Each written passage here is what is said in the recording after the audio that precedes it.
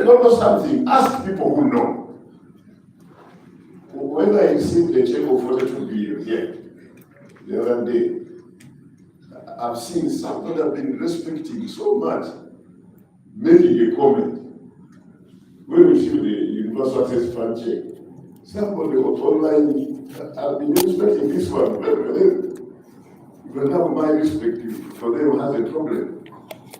He said, now, how can you imagine these people protect you on data robbery when they are sharing the roots?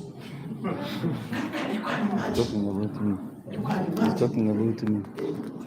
Somebody, you are in this online space, you don't even know what the gross annual revenue we use it for.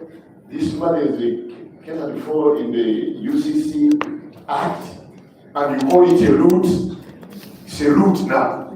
UCC is sharing. We are getting a genuine check from MTN. They are complying to their licensing obligation. And we are using this money to do a lot of things that, by the way, facilitate your work. For example, we are assisting in the penetration of the smartphone, and when we do the penetration of smartphone increases, online transaction do well. We are using that money for that. We are using that money for digital literacy. When digital literacy goes up, people will access. But this somebody, according to him, and I think he knew that this was not a route, but in Uganda now, to be relevant, you have to talk as if you were an activist. I hear on radios. Now, professional journalists also talk like callers, people who call in. You find a journalist talking as if it was a caller also. But a caller is not a professional. He's just a misguided missile somewhere who can be suffering from some ignorance, but have this space you call. So professional journalism, when these people call, for them they can call. Yeah, but I know it's not the heart that pumps blood in the body, it's the brain. The caller will do that, won't they? You won't refuse the caller to say that. Probably he doesn't know. Probably wants to miss you for. So what would the journalist in the studio do if a caller called and give that information? You say, my friend, I think that's not right. We know science has, that one I think has been settled by science, that circulatory system is guided by the heart, not the brain. I don't think you can keep quiet and say, okay, you've made your point, let's continue. Can you do that as a journalist? You can't do that. So we have to be professional. We don't work. Yes, we can have activism. I don't know whether online communication, data communication, whatever. You have editorial policies. Your editorial policy could be to fight. In Uganda, I don't think we have conservatives, liberals. Ours it is. What's their ideology? We have ideological divides which are very, very clear, especially in politics. That these are liberals, these are conservatives. These are Democrats. Democrats is an ideology. I think all these can be Democrats, but I think we have to divide. We have liberals, we have conservatives, we have those in the middle there. Here we don't have. That's why you see the conversation will always on personalities. People will be bashing Benny Kangwa, they will be bashing Yomi Tembo.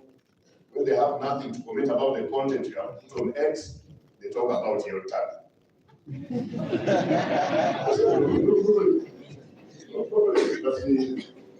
Talk about my content. Take me on the content, not my cheats, my the cheats. So I think we want to be looked at as professionals. And that's the journey we want to walk together. So that everybody in this space is a professional. So when we walk that journey together, then you help us to regulate you together. Because now the regulated space is so wide, especially the ICT space, we cannot say we can have the resources to regulate everybody in the ICT space. No regulator in the ICT space can have that. Regulators of weather, regulators of environment can regulate everything. But in ICT space, because everything will run on an ICT platform. So these days we talk of, yes, regulation, but the second level of regulation is self-regulation. Like if online people, you had a strong organization or organizations, those organizations will have the first level of regulation from amongst yourself. Like the medical practitioners regulate themselves under the medical council. Like the engineers regulate themselves under the Uganda Engineering, whatever, registration board. That is self-regulation. Then at another level, we can have co-regulation, where we regulate together. Then the third level, obviously, there will be an apex regulator like the UCC. So first and foremost, I think we want to be looked at as professionals. Professionalism is very, very, very important. What we are seeing on the new space is that really, for lack of a better word, is that professionalism is literally missing, dangerously missing. And I don't know whether that's good for our space. And I think that's why this conversation should start, and we should start working this journey of seeing how do we really make this space very, very valuable to all of us. So with that, now I can read this, the official one. I'm honored.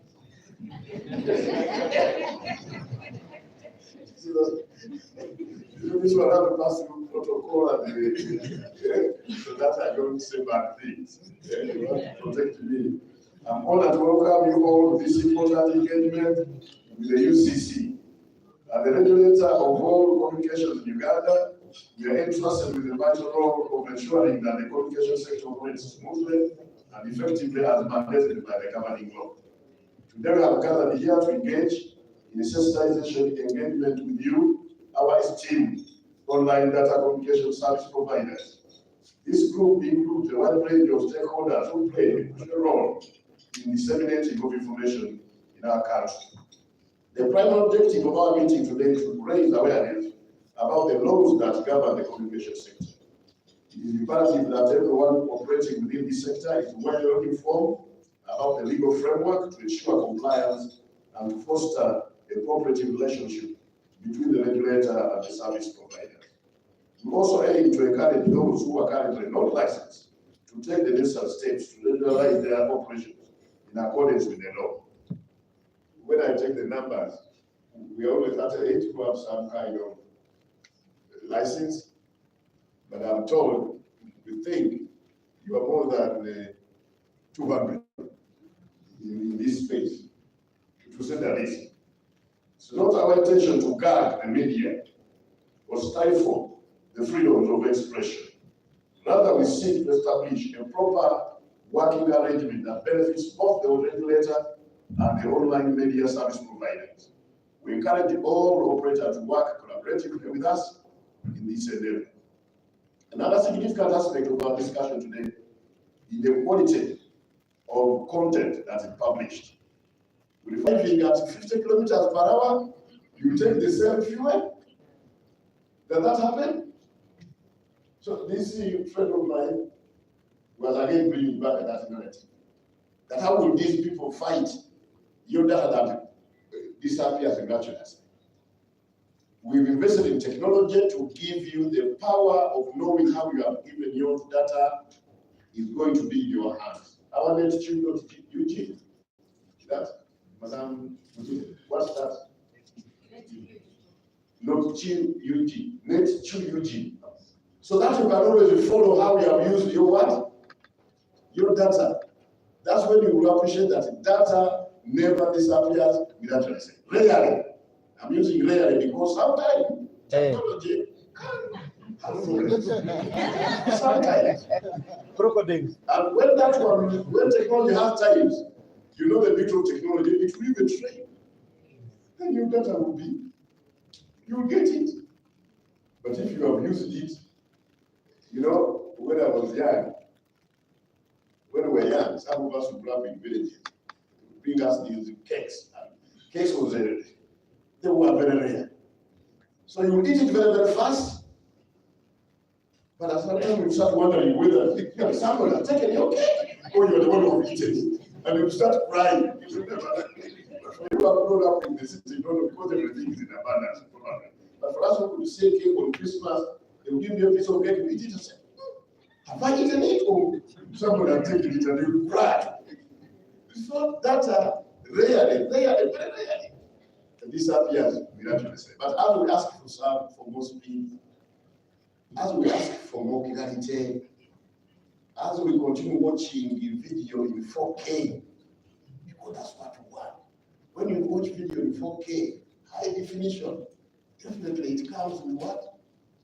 With a cost. So you'll be the people here to help us explain some of these things. Because those good experiences, what? Those videos you see on TikTok, and my people, experts here were telling me, Madam Julian, not here, were telling us that only 4 million people in Uganda are on TikTok, and about 7 million on WhatsApp.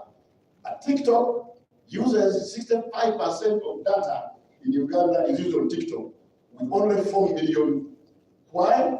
Because TikTok is video, high quality video, and everybody wants TikTok. Our people want to have their phones. It's now a pride to have your phone filled, the screen filled by all apps, including those that detect which plane is flying over, even before imagining whether you ever take a plane, you have that app. So when a plane flies over, you just have to say, oh, Ethiopia, that is Ethiopia. That app is active. It doesn't sleep. Even when you are sleeping, it's there, ticking, and it's eating what? It's eating data. It's where your heart, like your brain, even when you are sleeping, the brain is active. The heart is what? It's only your eyes that closes a bit, and your part of the mind closes a bit, but other parts of the body are up and they're consuming energy. Sometimes that's why you wake up, you find you're sweating, because when you sweat, that's a sign that energy is being consumed, energy being dispensed. So the apps are like that. So we have to educate our people. So let us be professional, let us be balanced, providing objective and balanced reporting, clearly distinguishing between facts and opinions, and appropriately warning the public of content that may be gruesome or sensitive. When reporting on controversial issues, especially political matters, it is crucial to maintain neutrality and avoid discrimination among parties. Moreover, program sponsorship should not be compromised the objectivity of content. What are we seeing developing? I'm sorry to take a lot of your time because immediately I'm going to do other things. So I won't be involved in the debate. But this is just the beginning. Sometimes we can call another town hall so that we really engage. Because when we engage, we learn from each other. Don't you think so? Yeah. So what we see happening, personally, what I see happening is blackmail reporting online space, in the online space. You read a story, you clearly see that somebody was sponsored to write this against somebody. That's a trend that is evolving. And I don't think any one of you who are professionals, you want to be looked at as professional blackmailers. You want to be looked at as that. Yes, let's be balanced. Let's be balanced. Even if somebody paid you, that's even wrong. Why don't you approach me and say, sir, we have had this, what's your comment? That's journalism. You don't write about me without asking me about my side of what? Of the story, and also put it like I've given it to you. That's professionalism. So please, ladies and gentlemen, Friday of Commons, let's not destroy this space. This space which is technological, given, democratically given, it shouldn't be destroyed by a few who want to use it for their own intentions. I think with those few remarks,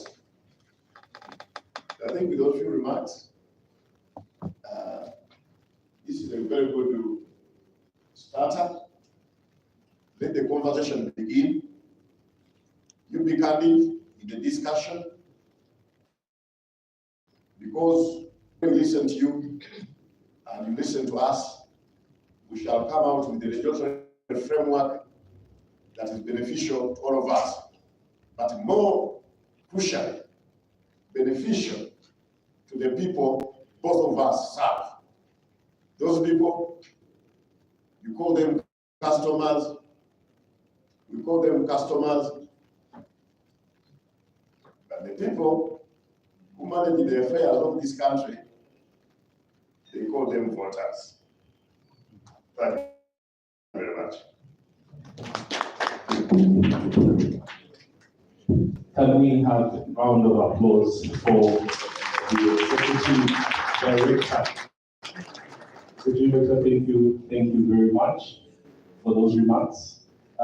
Gentlemen and ladies, we are talking about what we want to look like. Thank you very much, Edie, for bringing that out, because out there, what does the online scribers, like they call them scribes, what do they look like? Issues of self-regulation. Those are the things we're going to talk about, and we thank you very much, Executive Director, for putting that out for the meeting, and also objective reporting. Like he said, this is the first of many engagements, and as such, I'll ask us to allow our Executive Director to excuse himself to go and finish up with other duties while we stay and we talk about this. Let's clap for the ED as he exits.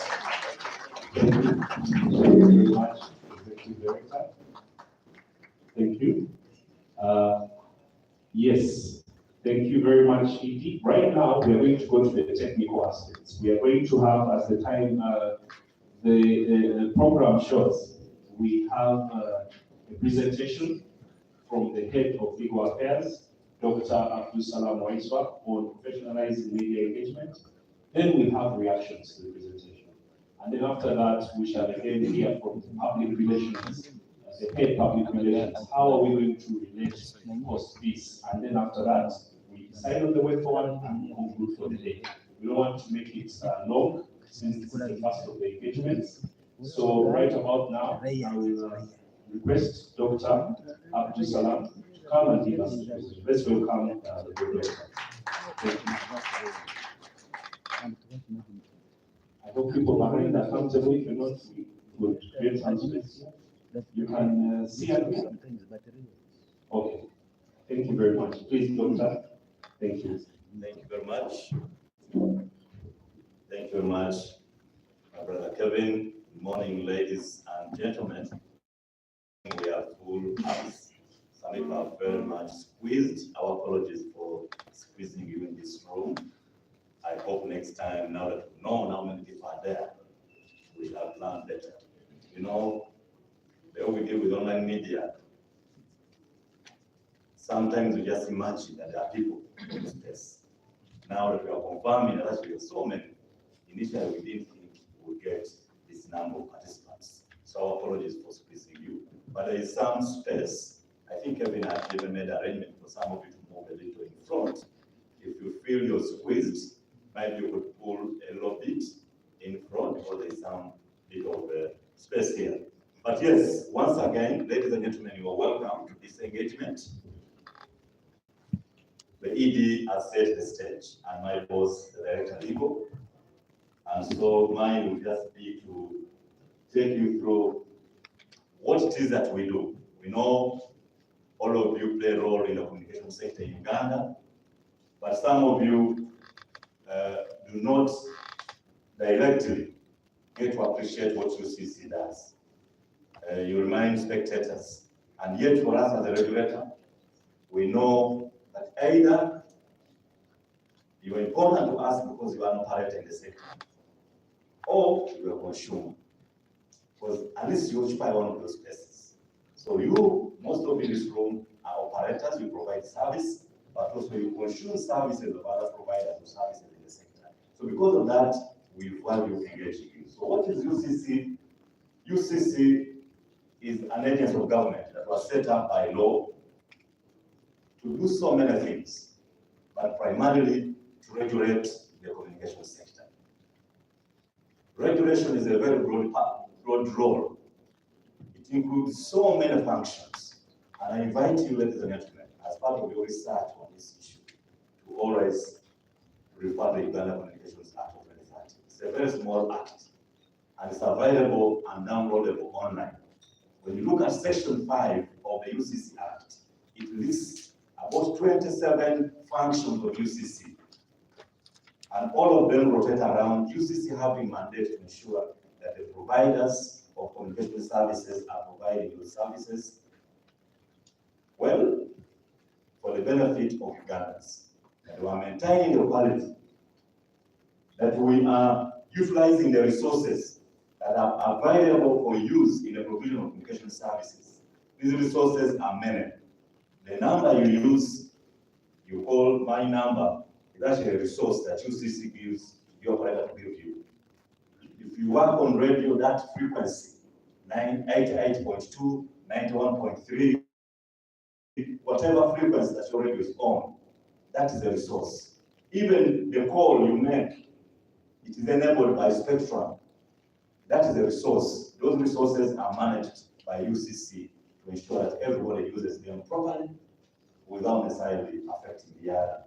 Then also, we play a mandate of receiving, investigating, and arbitrating complaints regarding the provision of communication services. Many of you, we know each other because you've been reported to UCC by consumers of your services. And many times, when we write to you, you feel annoyed. Why is UCC running after me? That's our work. We are paid, part of our work is to ensure that we listen to complaints that come in from the public about the services we provide. And Section 5(1)J of the Uganda Communications Act clearly says one of the functions of UCC is to receive, investigate, and arbitrate communication complaints and take any necessary action. It's broad, and that's why some of you will engage you, and after listening to you, listen to the complainants, we've directed that you pull down the content. We've directed that you apologize. We also sometimes told the complainants that no, we don't find anything wrong with what was published. Why? Because we try to listen to the complainant, we listen to the operator, but also use our own independent minds to determine whether or not there's something worth doing in order to ensure justice. But we do that as part of our mandate, and so when we call you, do not feel like we're being paid by somebody to come to you. We've seen many of you are choosing us of working for your enemies because we've written to you, but we are not working for any of your enemies. We don't even know who your enemies are. We are only serving Ugandans. And it's normal for people to complain against you. Your role is to just respond, give us your side of the story. We are very objective and most times to ensure that justice is done. We also set standards. The law recognizes that whereas there are rules, there are regulations, sometimes there are certain things that we should be able to clarify for you. And we do this by way of standards, guidelines, rules, and we publish so many rules, regulations, guidelines, standards on different aspects of our work as communication regulators.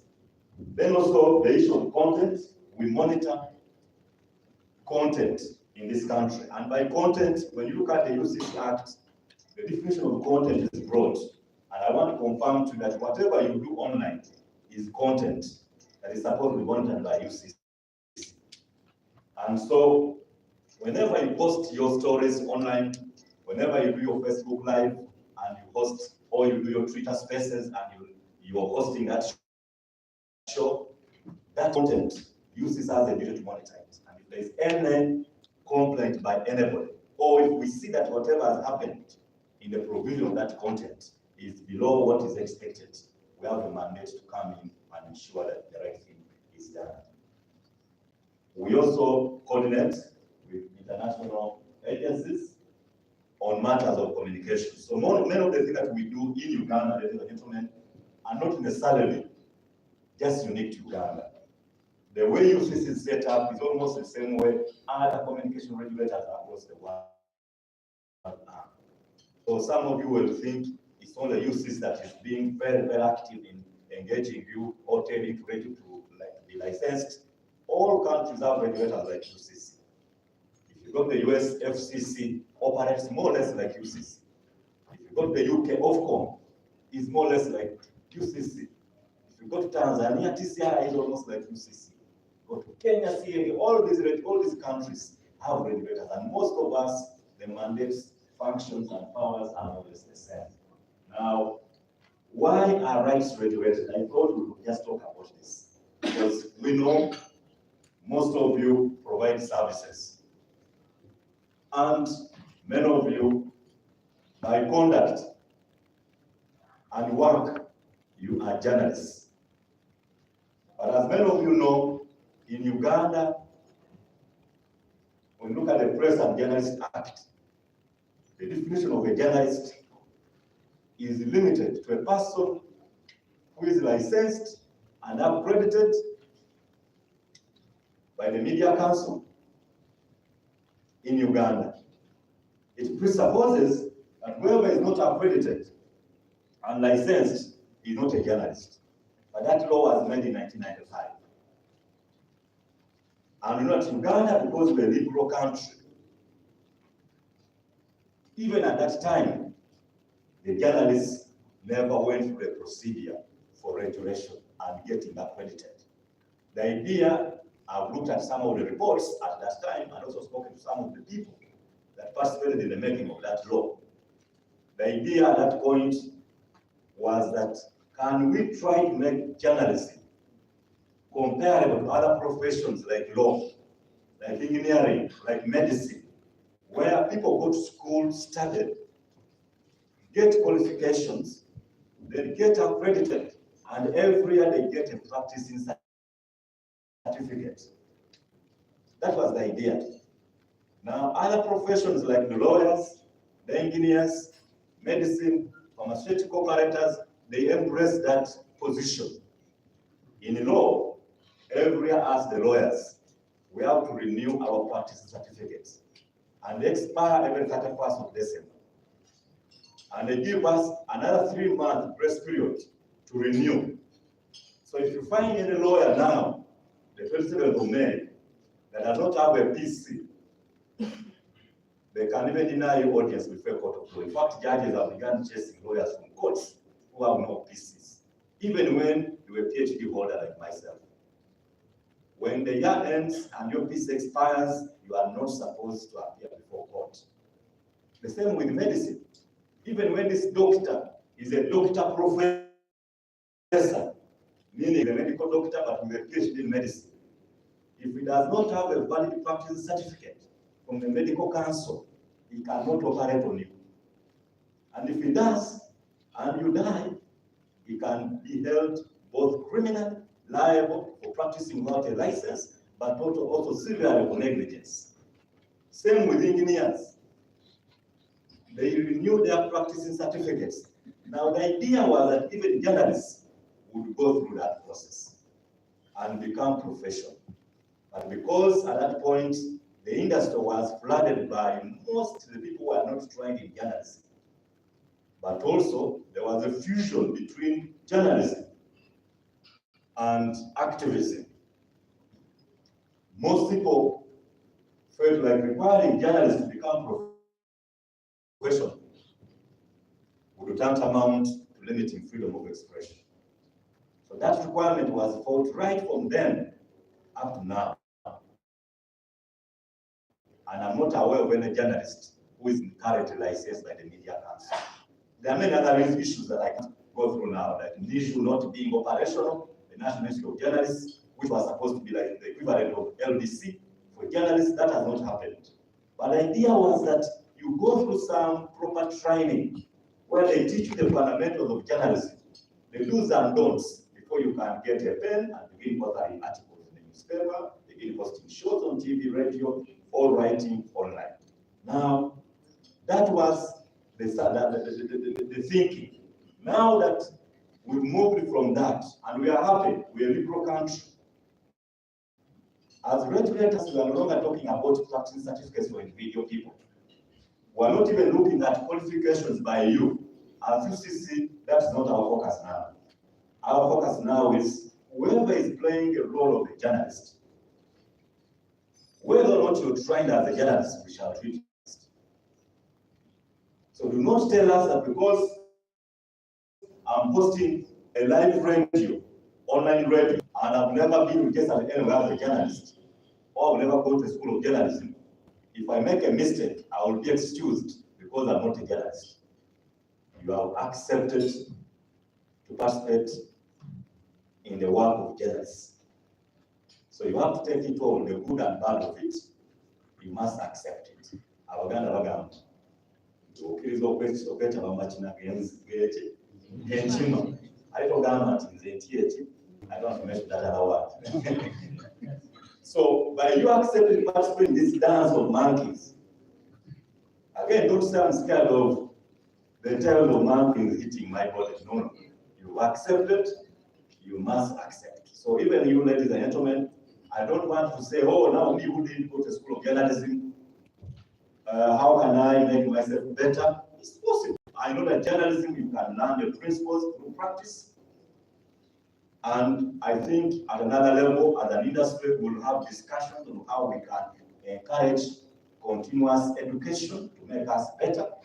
But what is important is for us to understand that as you do your work as a journalist, freedom of expression and the right of the media under Article 29, which is mostly fronted by activists, whenever regulators come in to tell people in this space become professional.